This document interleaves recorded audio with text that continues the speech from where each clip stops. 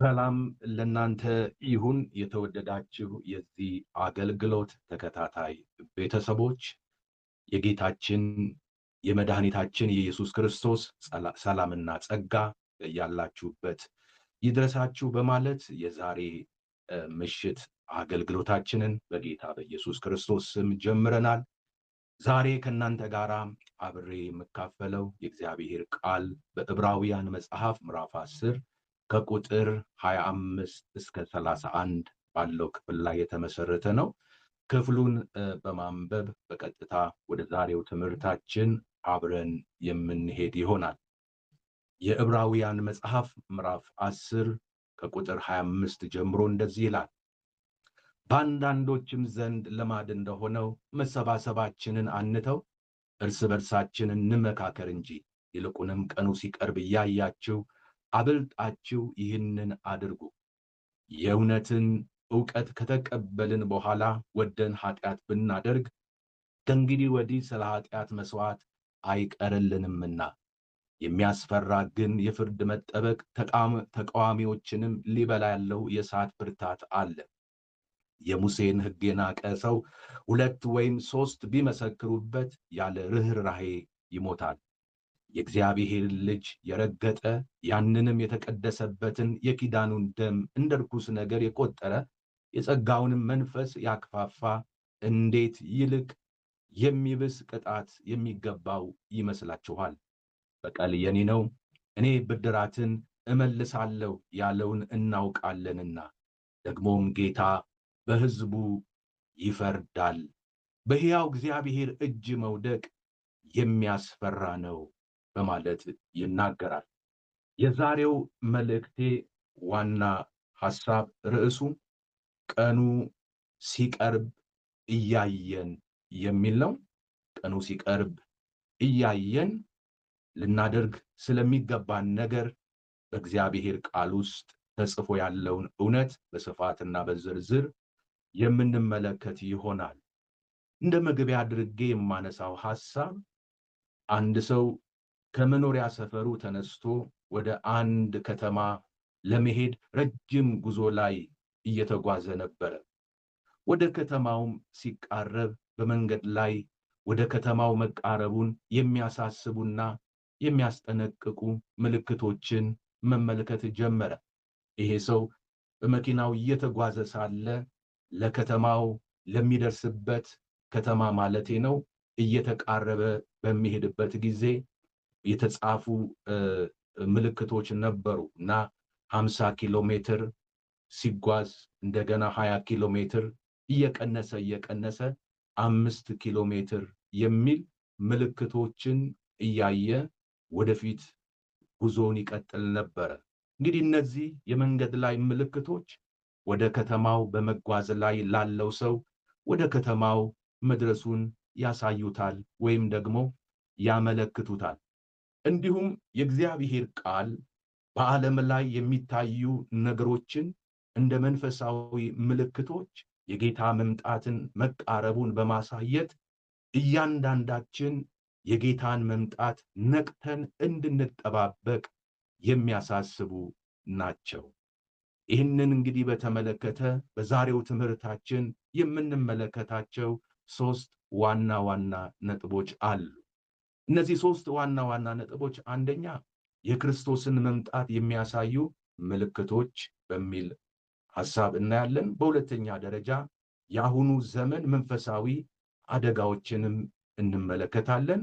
በሶስተኛ ደረጃ ደግሞ ቀኑ እየተቃረበ ሲመጣ ከኛ የሚጠበቀው የህይወት አይነትንም የምናነሳ ይሆናል ማለት ነው። የእግዚአብሔር ስም የተባረከ ይሁን። እንግዲህ በመጀመሪያ እንዳነሳው ያስቀመጥኩት ሐሳብ ምንድነው? የጌታን ቀን ወይም ደግሞ የክርስቶስን መምጣትን የሚያሳዩ ምልክቶችን ይሆናል። በአሁኑ ወቅት እኔና እናንተ ባለንበት በዚህኛው ዘመን ውስጥ ማለት ነው በማቴዎስ 24 ላይ ስለ መጨረሻው ዘመን ጌታ ኢየሱስ ክርስቶስ በተናገራቸው ትንቢቶችና ባስተማራቸው ትምህርቶች መሰረት የጌታን መምጣት የሚያሳስቡ የተለያዩ ምልክቶች በዓለም ዙሪያ እየታዩና እየተሰሙ ነው። የጌታን መምጣት ከሚያሳስቡ በዓለም ዙሪያ ከሚታዩ እና ከሚሰሙ ምልክቶች ባሻገር በአማኞች መካከል የሚታዩ ምልክቶችን የዕብራውያን ጸሐፊ በግልጥ ያስቀምጣል። ከነዚህ በአማኞች ሕይወት ውስጥ ከሚታዩ የጌታን ኢየሱስ ክርስቶስን ምጣት ከሚያሳዩን ምልክቶች መካከል የመጀመሪያ የማነሳው ነጥብ መንፈሳዊ ቀዝቃዛነት የሚለውን ነው። አሁን ያለንበት ዘመን በአማኞች ሕይወት መንፈሳዊ መቀዛቀዝ እየታየ ያለበትን፣ ሰዎች መንፈሳዊ ነገሮችን ቸል በማለት በዓለም ነገር እየተያዙ ያለበት ወቅት እንደሆነ ሁላችንም የምንስማማው እንደሆነ አስባለሁ። በዚህም ምክንያት ታዲያ በብዙ ቦታዎች የነበሩ መሰባሰቦች፣ ህብረቶች እየተበተኑ እርስ በርስ ከመመካከር ይልቅ መወነጃጀል እየታየ እንዳለ እንመለከታለን።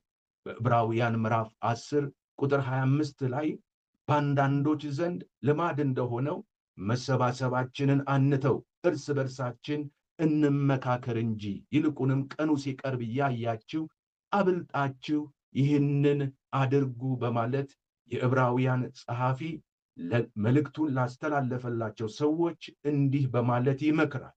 መሰባሰባችንን አንተው ይላል። እግዚአብሔር አምላክ የተመሰገነ ይሁን። በመጨረሻ ዘመን ላሉ አማኞች የዕብራውያን ጸሐፊ ከሰጠው ማሳሰቢያ አንጻር ስንመለከት እነዚህን እናገኛለን። የመጀመሪያው ምንድን ነው? መሰባሰባችሁን አትተው የሚል ነው። በመጨረሻው ዘመን እኔና እናንተ ከፊት ይልቅ አብዝተን ልናደርገው ትኩረት ልንሰጠው የሚገባን ነገር ህብረት ነው፣ መሰባሰብ ነው። ስለዚህ መሰባሰባችንን እንዳንተው የእግዚአብሔር ቃል ይመክረናል። ያ ብቻ ሳይሆን ለአማኞች የተሰጠን ሌላኛው ማሳሰቢያ እርስ በርሳችሁ ተመካከሩ የሚል ነው።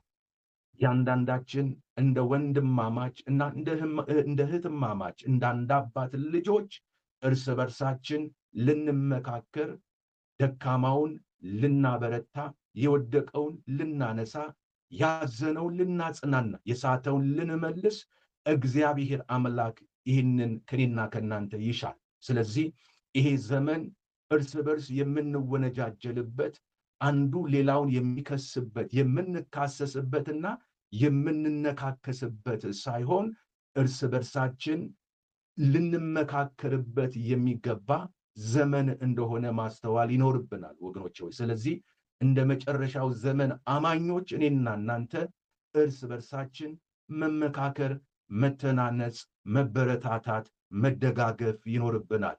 እርስ በርስ ካልተመካከርን፣ ካልተደጋገፍን፣ አንዳችን ሌላችንን ካላበረታን ሕይወት በራሱ ወገኖች ሆይ ያዝላል፣ ያደክማል። ብዙ ተስፋ የሚያስቆርጥ ነገር ይከበናል። ስለዚህ ለዚህ መፍትሄው ምንድነው? እርስ በርሳችን መመካከር ነው። እግዚአብሔር አምላክ የተመሰገነ ይሁን።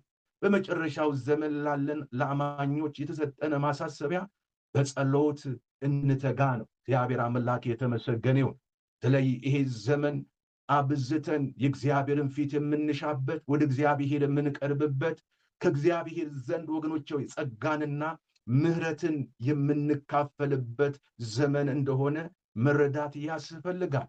ይህ ዘመን ወገኖች ሆይ ካሰብነው ከምናስበው በላይ የተለያዩ ፈታኝ ነገሮች በዙሪያችን የሚያንዣብቡበት ዘመን እንደሆነ እናውቃለን። ስለዚህ ከፈተናው ሰዓት ለመዳን ከፈታኙም ጥቃት ለማምለጥ እያንዳንዳችን በጸሎት ልንተጋ ያስፈልጋል። ይሄንን ዘመን ለመዋጀት መጸለይ ያስፈልጋል። በጸሎት መትጋት፣ በጸሎት መጋደል ያስፈልጋል። የጌታ ስም የተባረከ ይሁን። ሌላው በዚህ ዘመን መጨረሻ ላለን አማኞች የዕብራውያን ጸሐፊ የሰጠን ማሳሰቢያ ምንድን ነው? ከፊት ይልቅ ፍቅራችንን እንድንጨምር ነው። እግዚአብሔር አምላክ የተመሰገነ ይሁን። በተለይ በመጨረሻው ዘመን ከሚከሰቱ ክስተቶች መካከል ፍቅር እንደሚቀዘቅዝ ነው መጽሐፍ ቅዱስ የሚናገረው ወይም የሚያስጠነቅቀው። ስለዚህ ፍቅር ይቀዘቅዛል በተባለበት በዚህኛው ዘመን ላይ የምንገኝ አማኞች በውስጣችን ያለው የእግዚአብሔር ፍቅር፣ የቃሉ ፍቅር፣ የወንድማማች ፍቅር፣ የአገልግሎት ፍቅር፣ የጸሎት ፍቅር፣ የመንፈሳዊነት ፍቅር ወገኖቼ ሆይ ሊጨምር እንጂ ሊቀንስና ሊቀዘቅዝ አይገባውም። የትንቢት መፈጸሚያዎች ልንሆን አያስፈልግም ወገኖቼ ሆይ። ስለዚህ ከፊት ይልቅ ፍቅራችንን በመጨመር በዚህ ዘመን ፍጻሜ ላይ ያለን አማኞች ቀኑ እንደተቃረበ አውቀን ሊመጣ ያለውን ጌታ ተዘጋጅተን በዚህ መልኩ ልንጠባበቀው ያስፈልጋል። ጌታችን መድኃኒታችን ኢየሱስ ክርስቶስ ይመጣል። የጌታ ስም የተባረከ ይሁን። ሌላው በዛሬው አነሳዋለሁ ያልኩት ሶስት ነገር ነው። ሁለተኛው ምንድነው?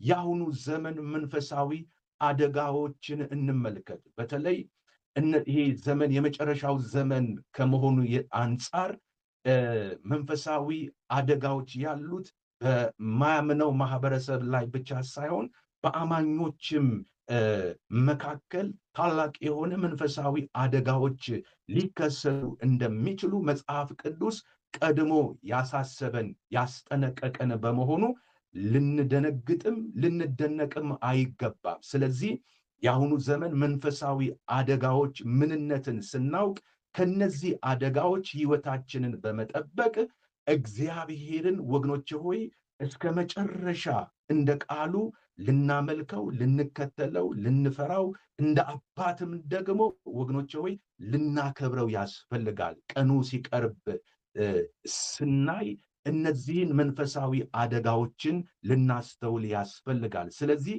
የአሁኑ ዘመን መንፈሳዊ አደጋዎች ከሆኑት መካከል በመጀመሪያ ደረጃ የማነሳው ምንድነው? የኃጢአት መብዛትና መስፋፋት ነው። በዕብራውያን መጽሐፍ ምዕራፍ 10 ቁጥር 26 ላይ እንዲህ ይላል፣ የእውነትን ዕውቀት ከተቀበልን በኋላ ወደን ኃጢአት ብናደርግ ከእንግዲህ ወዲህ ስለ ኃጢአት መስዋዕት አይቀርልንምና በማለት ይነግረናል። እዚህ ላይ አንደርላይንድ የምናደርገው ሐሳብ ምንድነው? በፈቃድ በምርጫ በፍላጎት ኃጢአት ከሰራን የሚለውን ነው። ሰው ተሳስቶ ኃጢአት ሊሰራ ይችላል።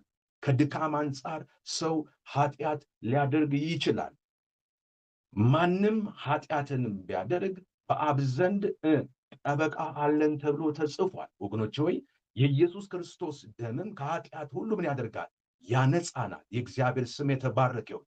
ይሄ ሲባል ግን ሰው ሆን ብሎ አስቦ አቅዶ ፈልጎ መርጦ ኃጢአትን የሚሰራ የሚለማመድ ከሆነ ታላቅ የሆነ መንፈሳዊ አደጋ ውስጥ አለ ማለት ነው። ይሄ እንግዲህ በፈቃድ ኃጢአትን መስራት የሚያመለክተው ኃጢአትን እንደተለመደ ነገር መቁጠር ሲጀመር፣ ሌላው እውነትን እያወቁ እውነትን መተውና ቸል ማለት ሲጀመር እና በመጨረሻም የልብ እልህኝነትና የልብ ድንዳኔ ጥንካሬ ሲኖር ወገኖቼ ሆይ ሕይወታችን ታላቅ የሆነ መንፈሳዊ አደጋ ውስጥ እንዳለ ይሄ ምልክትና ማሳያ ነው። ስለዚህ ወገኖቼ ሆይ በፈቃድ ኃጢአትን የሚሰራ የሚለማመድ ሰው ሕይወቱ አደጋ ውስጥ ለመሆኑ ማሳያ ምልክት ነው ማለት ነው። ሌላው ወገኖቼ ሆይ የዚህ ዘመን መንፈሳዊ አደጋ ከሆኑት መካከል በተለይም ደግሞ በዚህ በማህበራዊ ሚዲያዎች ላይ የሚስተጋባው በዚህ ዘመን እየተስተጋባ ያለው ነገር ምንድን ነው? የጸጋ መንፈስን መናቅ ወይም ደግሞ ማክፋፋት የሚለውን ነው። የእግዚአብሔር ቃል ባነበብነው የትምህርታችን ክፍል ላይ በዕብራውያን መጽሐፍ ምዕራፍ 10 ቁጥር 10 እና 14 ላይ በጣም ልብን የሚያጸና ሕይወትን የሚያበረታታ ከእግዚአብሔር ጋር ያለንን ግንኙነት አጠንክረን እንድንቀጥል በኃጢአት ላይ ድል እንድናደርግ በክፉ የመናፍስት ጉልበት ላይ አሸናፊ እንድንሆን የሚያደርገንን እውነት ጽፎልናል። ቁጥር 10 ምንድን ነው የሚለው?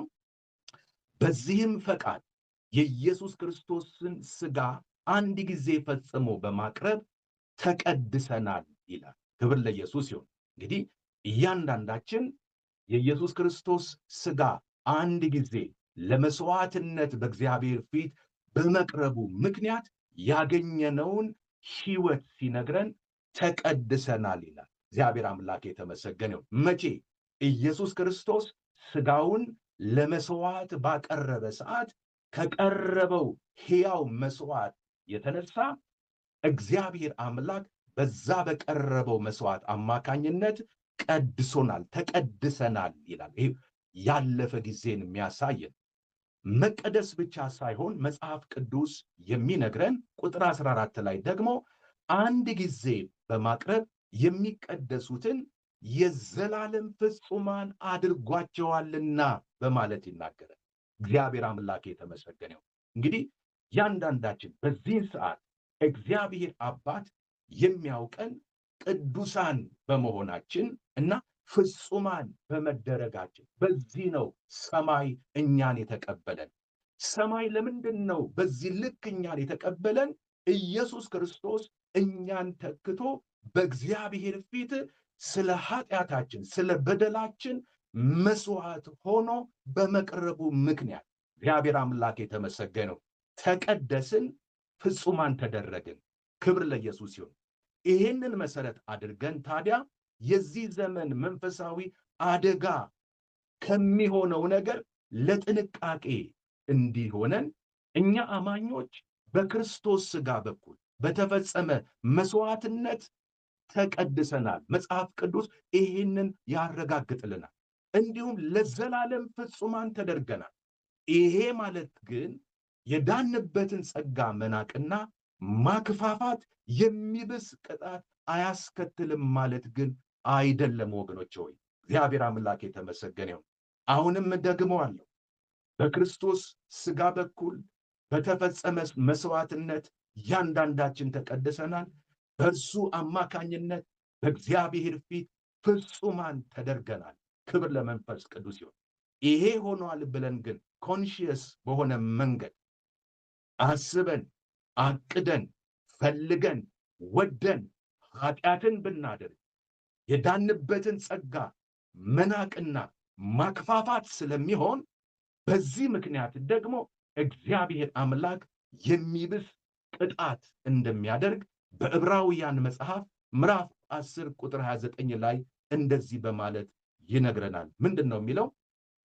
የእግዚአብሔር ልጅ የረገጠ ያንንም የተቀደሰበትን የኪዳኑን ደም እንደ ርኩስ ነገር የቆጠረ የጸጋውንም መንፈስ ያክፋፋ እንዴት ይልቅ የሚበስ ቅጣት የሚገባው ይመስላችኋል? በማለት ወገኖች ሆይ እግዚአብሔርን ዕለት ዕለት እየፈራን ቅድስናችንን ጠብቀን ፍጹምነታችንን አጽንተን ይዘን በእግዚአብሔር ቤት ውስጥ እስከ መጨረሻ እንድንጓዝ የእግዚአብሔር ቃል መምከር ብቻ አይደለም፣ ያበረታታናል። የእግዚአብሔር ስም የተባረከ ይሁን። በመጨረሻው ዘመን ላይ ያሉ ሰዎች እንግዲህ የክርስቶስን ማዳን ይንቃል። ይሄ በውጪ ማለትም ከክርስቶስ ማህበረሰብ ውጪ ያሉ ዓለማውያን የምንላቸውን ሰዎች ብቻ ሳይሆን እኔ ዛሬ ትኩረት ሰጥቼ እግዚአብሔር በልቤ ያስቀመጠው እንድናይ የተፈለገው በአማኙ መካከል ዳግም ተወልጃለሁ በሚለው መካከል እንደኔ በሚሰብከው በሚያስተምረው በሚዘምረው ወገን መካከል ያለውን የክርስቶስን ማዳን መናቅ ቸል ማለትን እሱ ላይ ትኩረት ሰጥቼ ከእናንተ ጋር አብረን እናያለን። የጌታ ስም የተባረከው። እንግዲህ የክርስቶስን ማዳን መናቅ ሲባል በቃል ብቻ ሳይሆን በሕይወት በኑሮና በውሳኔ ጭምር የሚገለጥ ነው። ሕይወታችን የክርስቶስን ማዳን ያከብራል ወይስ ይንቃል? ኑሯችን የክርስቶስን ማዳን ይገልጣል ወይስ የክርስቶስን ማዳን ቸል የሚል ሕይወትና ኑሮ ነው ያለን? የምንወስናቸው ውሳኔዎቻችን የክርስቶስን ማዳን ከፍ የሚያደርጉ ናቸው ወይስ በውሳኔዎቻችን የክርስቶስን ማዳን ቸል የምንል ሰዎች ነን። እንግዲህ የክርስቶስን ማዳን መናቅ የሚለውን ሐሳብ በእነዚህ በሚከተሉት መንገዶች ሊንጸባረቅ ስለሚችል አንድ ሁለት እያልን እያንዳንዱን እንመልከት።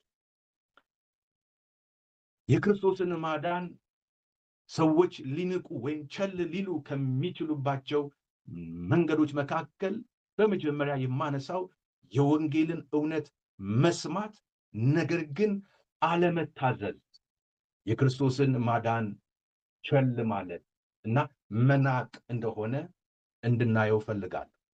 ሰው የመዳንን እውነት የመዳንን መልእክት ትምህርት ሰምቶ አምኖ ካልታዘዘ፣ በሕይወቱ ተግባራዊ ካላደረገ ወይም ደግሞ አያስፈልገኝም ብሎ ሲተው ይህ የማዳንን ጸጋ እንደ መናቅ ተደርጎ ይቆጠራል። ወገኖቼ ሆይ ዛሬ በብዙ መንገድ የእግዚአብሔርን ጸጋ የምንካፈልበት የክርስቶስን እውነት የምንማርባቸው የምንሰበክባቸው እውነትን የምንሰማባቸው እድሎች ሰፊዎች ናቸው። አልሰማንም ማለት አንችልም። ሰምተን ግን ምን ያህሉን በሕይወታችን ተግባራዊ እያደረግን ነው? በኑሯችን ምን ያህሉን እየገለጥን ነው? ለሰማነው ቃል በሕይወት በኑሮ ምን ያህል ምላሽ እየሰጠን ነው?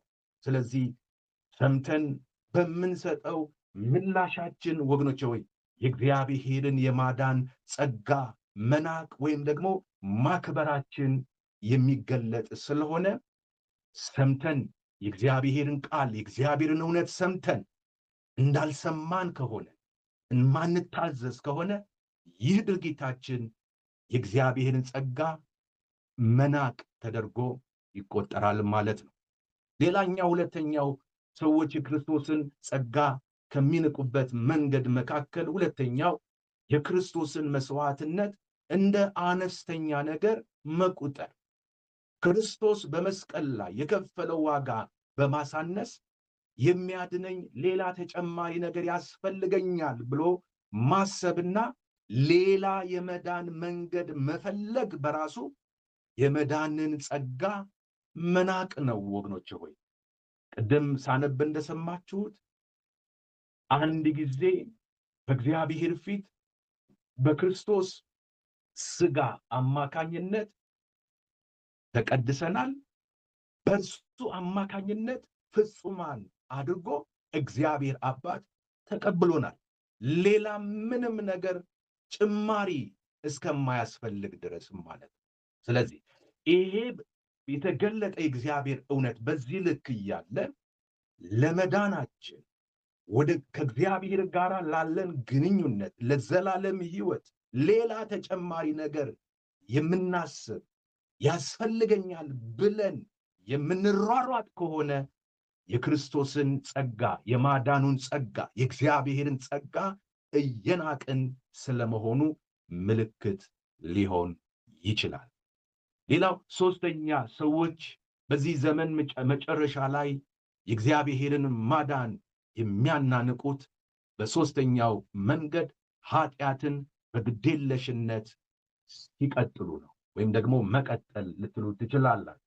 ሰው ክርስቶስን እያወቀ ዳግመኛ ተወልዶ በኃጢአት ጸንቶ መኖርን ከመረጠና ንስሐ ካልገባ ያ ሰው የዳነበትን ጸጋ እየናቀ ነው። የዳነበትን ጸጋ እያረከሰ ነው። የዳነበትን የተቀደሰበትን ክቡር ደም እየረገጠ ነው። ይሄ እጅግ የሚያስፈራ ነው ወገኖች።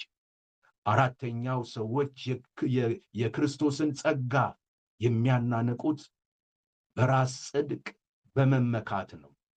ይሄ ማለት በራሴ ሥራ ድናለሁ ብሎ ማሰብ የክርስቶስን የማዳን ጸጋ መናቅ ነው። ምክንያቱም መዳን በጸጋና በእምነት ነው እንጂ በሰው ሥራ አይደለምና፣ ጸጋው በእምነት አድኗችኋል፣ ይህ ከእናንተ አይደለም ተብሎ ተጽፏል። የእግዚአብሔር ስም የተባረከ ይሁን። በመጨረሻው ዘመን ወገኖቼ ሆይ ሰዎች የሚያደርጉት ነገር በዚህ ዘመን ተገልጦ የምንሰማው ምናየው ነገር እጅግ አስፈሪ የሆነው ነገር ምንድነው? የጸጋውን መንፈስ ማክፋፋት ነው። ጸጋውን መንፈስ ያክፋፋሉ። የጸጋን መንፈስ ማክፋፋት የሚለው ሐሳብ ትርጓሜው ይህን ነገር ግልጽ እንዲሆንልን ስለሚያስፈልግ ትርጉሙ የጸጋውን መንፈስ ማክፋፋት ማለት የጸጋ ሁሉ ምንጭ የሆነውን መንፈስ ቅዱስን መናቅ፣ መስደብ ወይም መቃወም ማለት ስለሆነ እጅግ የሚያስፈራ ልንጠነቀቅበት የሚገባ ኃጢአት ነው ወገኖቼ ሆይ። ይህ በአማኙ ማህበረሰብ መካከል በግልጽ እየታየ ወገኖቼ ሆይ ጎራ ለይተው ሰዎች የእግዚአብሔርን ጸጋ እያከፋፉ ያለበት ዘመን ውስጥ ነው ያለነው። ይህ እንግዲህ የሚያሳየን ምንድነው? ቀኑ እየተቃረበ ሲመጣ በእግዚአብሔር ቤት ውስጥ የጸጋን መንፈስ የሚያከብሩ፣ የጸጋን መንፈስ የሚራቡ፣ የሚጠሙ፣ በእግዚአብሔር ጸጋ ለመረስረስ እግዚአብሔርን የሚፈልጉ የሚሻ ልብ ያላቸው ሰዎች የመኖራቸውን ያህል በዛው ልክ ደግሞ የጸጋውን መንፈስ የሚያጥላሉ፣ የሚያከፋፉ፣ በጸጋው መንፈስ ላይ የሚዘባበቱ፣ መንፈስ ቅዱስን ወገኖቼ ሆይ የሚያጥላሉ፣ የጸጋ ስጦታዎችን የሚያንቋሽሹ ሰዎች መነሳታቸው ምልክቱ ቀኑ እየተቃረበ መምጣቱን የሚያሳይ ነው። የጌታ ስም የተባረከ ይሁን። እንግዲህ እስካሁን ከተመለከትነው አንጻር ቀኑ እየተቃረበ ሲመጣ እነዚህ ሁሉ ምልክቶች ይከሰታሉ እያልን ነውና ታዲያ ቀኑ እየተቃረበ ሲመጣ ከኛ የሚጠበቀው ህይወት ምንድነው? ወይም ምን አይነት ህይወት ሊኖረን ይገባል ወደሚለው እንምጣና የዛሬውን መልእክቴን ልጨርስ፣ ከዛ እንጸልያለን። ቀኑ እየተቃረበ ሲመጣ ከኔና ከናንተ የሚጠበቀው ህይወት የመጀመሪያው ትኩረት ማድረግ ያለብን መንፈሳዊ ህብረት ነው። ህብረት የጌታ ቀን እየተቃረበ ሲመጣ ከኛ የሚጠበቀው መንፈሳዊ ህብረት ማድረግ ነው። በእርግጥ መንፈሳዊ ህብረት እንዳናደርግ የሚያደርጉን የተለያዩ እንቅፋቶችና ምክንያቶች በዙሪያችን አሉ። ቢሆንም ግን ወገኖቼ እንቅፋቶችንና ምክንያቶችን አልፎ መሰባሰብ ከእያንዳንዳችን የሚጠበቅ ህይወት ነው። ስለሆነም ከህብረት እንዴት እንደምንርቅ ሳይሆን በህብረት ውስጥ እንዴት መሰብሰብ እንድንችል እናስብ። ካለ መሰባሰብ እጅግ የተሻለ ነገር የሚጠቅም ነገር ስለሆነ ማለት ነው። የዕብራውያን ጸሐፊ በምዕራፍ 10 ቁጥር 25 ላይ እንዲህ ይላል፣ በአንዳንዶች ዘንድ ልማድ እንደሆነው መሰባሰባችንን አንተው፣ እርስ በርሳችን እንመካከር እንጂ ይልቁኑ ቀኑ ሲቀርብ እያያችሁ አብልጣችሁ ይህን አድርጉ ይላል። የዕብራውያን ጸሐፊ እርስ በርሳችሁ ተመካከሩ ይለናል። እርስ በርስ ለመምከር፣ ለመጽናናት፣ ለመተናነጽ እርስ በርስ መሰብሰብ አስፈላጊ ነው። ህብረት ውስጥ ካልተገኘን እንዲህ አይነት ህብረት ወገኖቼ ሆይ ከሌለ በየት በኩል ልንታነጽ እንችላለን? በየት በኩል ልንመከር እንችላለን? ስለዚህ ለመመከርም ለመምከርም ለመታነጽም ለማነጽም ህብረት በጣም አስፈላጊ ነው። ስለዚህ እኛ አማኞች በአንድነት በመሰብሰብ እርስ በርስ በመበረታታትና ፍቅርን በመጨመር መንፈሳዊ ህብረታችንን ማጠናከር አለብን። እግዚአብሔር አምላክ የተመሰገነ ይሁን። ቀኑ እየተቃረበ ሲመጣ ከኔና ከናንተ የሚጠበቀው ህይወት ሁለተኛው ቅዱስ ህይወት ነው። የእግዚአብሔር ቃል በአንደኛ ዮሐንስ ምዕራፍ 2 ከቁጥር 15 እስከ 16 እንዲህ ይላል፣ ዓለምን ወይም በዓለም ያሉትን አትውደዱ።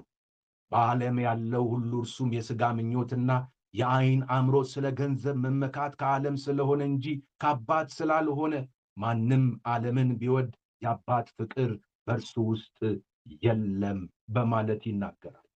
እንግዲህ በዚህ ፍጻሜ ዘመን ላይ ያሉ የጌታን መምጣት የሚጠባበቁ ሰዎች ኃጢአትን ይተዋሉ፣ በንስሐ ይኖራሉ፣ በፍቅርና በቅድስና ይመላለሳሉ። እግዚአብሔር አምላክ የተመሰገነ ይሁን። ቀኑ እየተቃረበ ሲመጣ ሊኖረን የሚገባ የኑሮ አይነት የህይወት አይነት ምንድነው? በጸሎት መትጋት ነው። በሉቃስ 21 ከቁጥር 34 እስከ 36 እንዲህ ይለናል። ነገር ግን ልባችሁ በመጠጥ ብዛትና በስካር ስለ ትዳርም በማሰብ እንዳይከብድ ያ ቀንም በድንገት እንዳይመጣባችሁ ለራሳችሁ ተጠንቀቁ። በምድር ሁሉ ላይ በሚቀመጡት ሁሉ እንደ ወጥመድ ይደርስባቸዋልና። እንግዲህ ሊመጣ ካለው ከዚህ ሁሉ ለማምለጥ በሰው ልጅም ፊት ለመቆም እንድትችሉ ስትጸልዩ ሁል ጊዜ ትጉ በማለት ይናገራሉ። ወገኖቼ እንግዲህ የጌታን መምጣት ስንጠባበቅ እኔና እናንተ ልናደርገው ልንከተለው የሚገባውን ነገር ጌታችን መድኃኒታችን ኢየሱስ ክርስቶስ ካስተማረው ትምህርት አንጻር ስናይ ጌታን መምጣት የሚጠብቁ ሰዎች ከዚህ ዓለም ሸክም ራሳቸውን ነፃ ያደርጋሉ። ወገኖቼ ሆይ ጌታ ያላሸከመንን ሸክም የኑሮ ሸክም መከራ ቢሆን ወገኖቼ ሆይ ጌታ ያላሸከማችሁን ነገር ተሸክማችሁ አትንገዳገዱ። ይህ ዘመን ወገኖቼ ሆይ አይደለም ሌላ ነገር ተሸክመን ይቅርና እንዲሁም በጣም ውስብስብ የሆኑ ነገሮች በየቀኑ የምንጋፈጥበት ዘመን ውስጥ ያለነው። ወገኖቼ ሆይ ይኸው ዙሪያችሁን ተመልከቱ። በዓለም ያለው ሁኔታ እጅግ የሚያስፈራ ግራ የሚያጋባ፣ ይሄ ግራ የሚያጋባው ነገር ደግሞ ከዕለት ወደ ዕለት እየቀነሰ ሳይሆን እየባሰ የሚሄድ እንደሆነ መጽሐፍ ቅዱስ አስቀድሞ ከዛሬ 2000 ዓመታት በፊት የተናገረው እውነት ስለሆነ ወገኖቼ ሆይ አንደነግጥም፣ አንደነቅበትም። ነገር ግን ተዘጋጅተን ሊመጣ ያለውን ጌታ ለመቀበል መኖር ያለብንን ኑሯችንን በአግባብ እንኖራለን። ስለዚህ ከዚህ ዓለም ሸክም ወገኖቼ ሆይ ራሳችሁን ነፃ እንድታደርጉ ጌታ ይፈልጋል። የጌታን መምጣት የሚጠብቁ ሰዎች የጌታን ቀን ዝግጁ ሆነው ስለሚጠብቁ ቀኑ እንደ ወጥመድ አይደርስባቸው። እዚህ ላይ ትልቅ የምስራች ልንገራችሁ። ጌታ ሲመጣ መምጣቱን ለምንጠባበቅ ለኔና ለናንተ ድንገት ወይም ደግሞ ወጥመድ ውስጥ ሳያስብ እግሩ እንደሚገባ አይነት እንስሳ አይሆንብንም። ወገኖቼ ሆይ ድንገት የሚሆንባቸው፣ መርዶ የሚሆንባቸው፣ ዋይታ የሚሆንባቸው በጌታ ያልሆኑት ናቸው። ወገኖቼ ሆይ በዓለም ያሉ ሰዎች ናቸው። እኔና እናንተ ግን በጌታ ስለሆንን ቀኑ እንደ ሌባ አይደለም። ወገኖቼ ሆይ ልባችንን በጌታ ላይ ልናሳርፍ ይገባል። ተዘጋጅተን ልንጠባበቀው ይገባል። ኢየሱስ ክርስቶስ ይመጣል። ወዳጆቼ ጌታን መምጣት የምንጠባበቅ እኔና እናንተ ሊኖረን የሚገባ ሕይወት ሁል ጊዜ በጸሎት መትጋት፣ መጸለይ። ክብር ለመንፈስ ቅዱስ ይሁን።